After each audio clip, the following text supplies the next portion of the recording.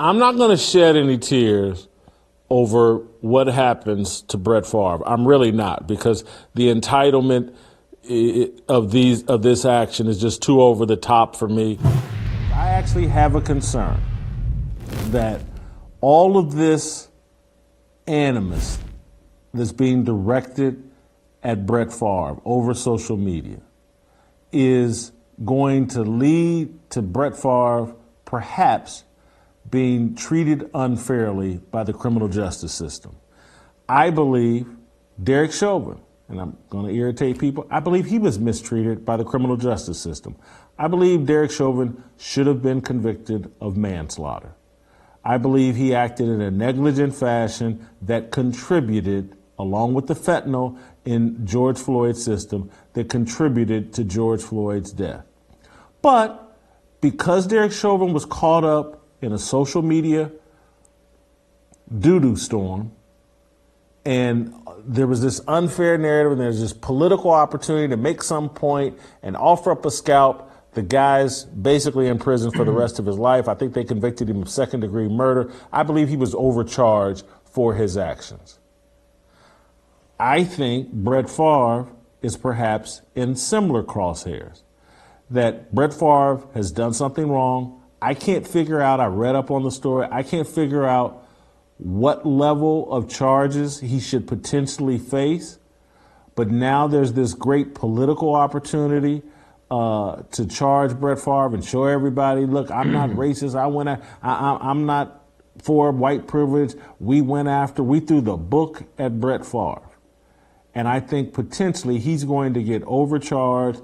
I don't know if this crime deserves a slap on the wrist or if it deserves, this guy facing some real prison time. I do think the political winds are putting in Brett Favre in a tough situation. I believe what he did was wrong. I believe his entitlement led him to do it. But I'm a bit concerned we're going to go overboard trying to get Brett Favre, because all the political winds, the social media lynch mob wants Brett Favre taken down. Your thoughts? Waking up on this fine Friday afternoon, Brett Favre, I'm sure, has heard all the social media chatter.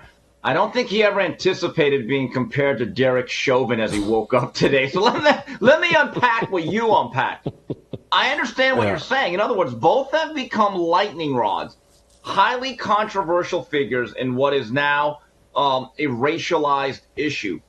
I don't disagree. My view is this: every legal case has its own merits, and nothing else should impact it except the actual facts. Now, do I believe there might be a politician may use this, no pun intended, as a political football to further their careers?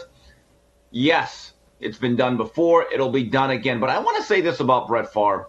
I don't think anyone should have any sympathy for him. He's lived a good life. He has millions of dollars. When it came to setting up a volleyball facility or court for his daughter's alma mater, which is also his own, Southern Miss, here's what he should have done.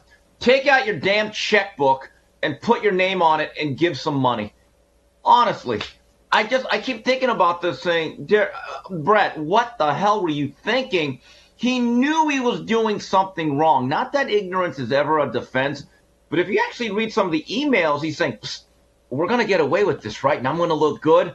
I find that to be scumbag behavior. Let's be honest. If we're going to have a problem with BLM and what they did to add to their portfolio, real estate, we should have a problem with Brett Favre. But that's my point. Neither of these situations is great. We should not color this with racial lines and then decide, well, what's our level of outrage? That's just really the issue that I have with the way both of these subjects are being covered. I look at this thing with Brett Favre. I think he's tarnished forever. In the court of public opinion, I'm not so sure he can ever really recover. Can we be realistic, though, about this? That water crisis they have in Mississippi, there are certain people that are making it sound like, well, if Brett Favre would have just redirected that to the pipes and the plumbing, everyone would be having sparklets and Arrowhead water coming out of their faucets. Wait a minute. This thing is so much deeper than one guy. And again, Brett Favre should come up to whatever legal recourse he has to stand down. He's going to have to face it.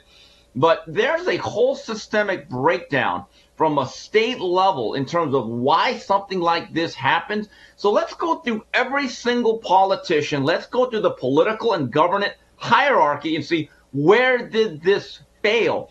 Because if you're just going to focus in on Brett Favre and a volleyball facility at the University of Southern Mississippi, guess what? You're still not going to change a damn thing.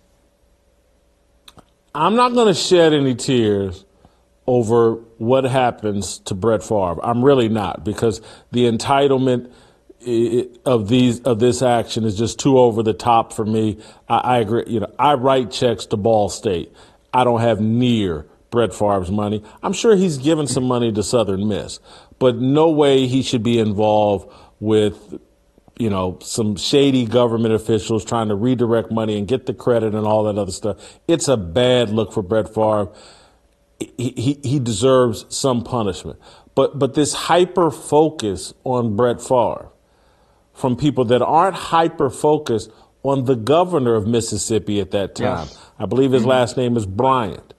And again, he says he didn't know. He's claiming ignorance, and that may get blown up in his face.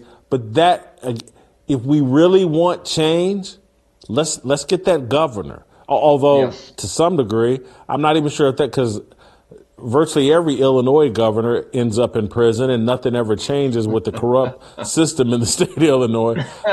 This belief that we're going to punish our problems away and that the solutions are with punishment is misguided.